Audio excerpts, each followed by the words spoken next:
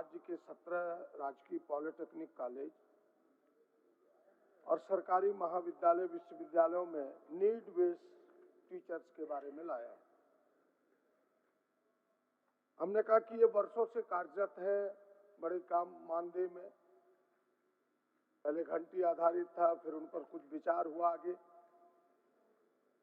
हम कह रहे कि अगर ये वर्षों से सेवा दे रहे हैं, जिन चीजों को आप चाहते हैं, और उनकी बहालियां भी इंटरव्यू के माध्यम से हुआ, सारे चीज का फॉलो किया गया, आरक्षण के रोस्टर का सारी चीज फॉलो किए गए। हम इतना ही मांग कर रहे हैं। हमने 2 मांगे रखी है इनके सामने कि भाई अगर पॉलिटेक्निक का जो AICTE नॉर्म्स है, अगर उसको वो पूरा करते हैं वो टीचर, तो उनका समायोजन करें।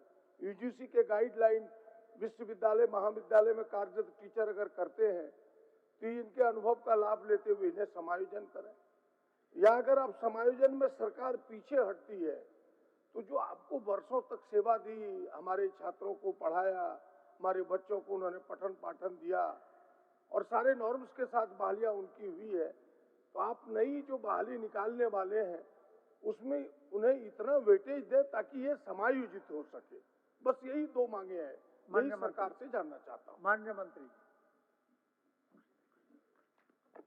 मान्यवर वरिष्ठ सदस्य का जो ध्यानाकर्षण आया है, सरकार के उत्तर में उसमें सारे तथ्य निहित हैं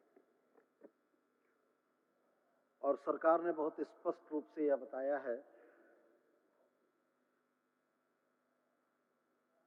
कि नियमित शिक्षकों की नियुक्ति में उम्र सीमा शांत किए जाने और अधिमानता के प्रावधानों को निश्चित रूप से समाहित किया जाएगा। अब प्रश्न यह उठता है माननीय सदस्य के ध्यानाकर्षण के प्रस्ताव से कि अनुबंध पर नीड बेस घंटी आधारित शिक्षकों के समायोजन का कोई प्रेसिडेंस है नहीं, वैसा कोई मसला कभी बना नहीं है और सरकार भी कोई नई परिपाटी शुरू नहीं करना चाहेगी। तो मैं आपके माध्यम से उनके पहले प्रश्न के उत्तर पर यह कहना चाहूँगा कि समायोजन के मुद्दे पर समायोजन शब्द का इस्तेमाल न करके हम उनको नियमित नियुक्ति में अधिमानता देने की बात करते हैं और उम्र सीमा को 65 वर्ष किए जाने का जो आग्रह माननीय सदस्य के द्वारा किया गया है, अन्य राज्यों की नियुक्ति नियमावलियों का गहन अध्ययन के उपरांत अगर राज्य हित में ये उचित होगा तो सरकार निश्चित विचार करेगी। महोदय, माननीय मंत्री जी ने जिस लिखित उत्तर नियमित शिक्षकों की नियुक्ति में उम्र सीमा शांत किए जाने और अधिमानता के प्रावधानों को निश्चित रूप से समाहित किया जाएगा। अब प्रश्न यह उठता है माननीय सदस्य के ध्यानाकर्षण के प्रस्ताव से कि अनुबंध पर नीड बेस घंटी आधारित शिक्षकों के समायोजन का कोई प्रेसिडेंस है नहीं,